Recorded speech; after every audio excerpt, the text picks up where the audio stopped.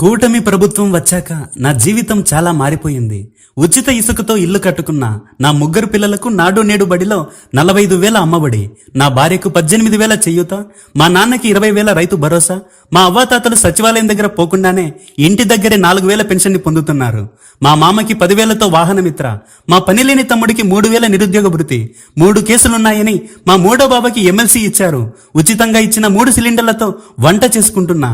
మా చిన్న తమ్ముడు వాలంటీర్కి నెలకి 10,000, మా అత్తకి 25 లక్షల ఆరోగ్యశ్రీ, మా చెల్లెలు ఉచిత బస్సులో ప్రయాణిస్తూ ఫీజు రీంబర్స్మెంట్ తో పాటు విద్యా దీవెన, వసతి దీవెన కూడా పొందుతుంది. మా చిన్న తమ్ముడు కాకినాడ పొట్టులో షిప్పులను సీజ్ చేస్తున్నాడు. నేను చీప్ లిక్కర్ తాగను, నాణ్యమైన మద్యాన్నే తాగుతున్నా. ఇంతకంటే ఏం కావాలండి? నేను ఇంట్లో కూర్చుని సంపద సృష్టిస్తున్నా. ప్లీజ్ ఆ టోల్ గేట్లను వెంటనే పెట్టమని చెప్పండి. నేను టోల్ కట్టాలి. టోల్ కట్టకుండా ఉండలేను. అది నా వీక్నెస్. వేసేసాడు.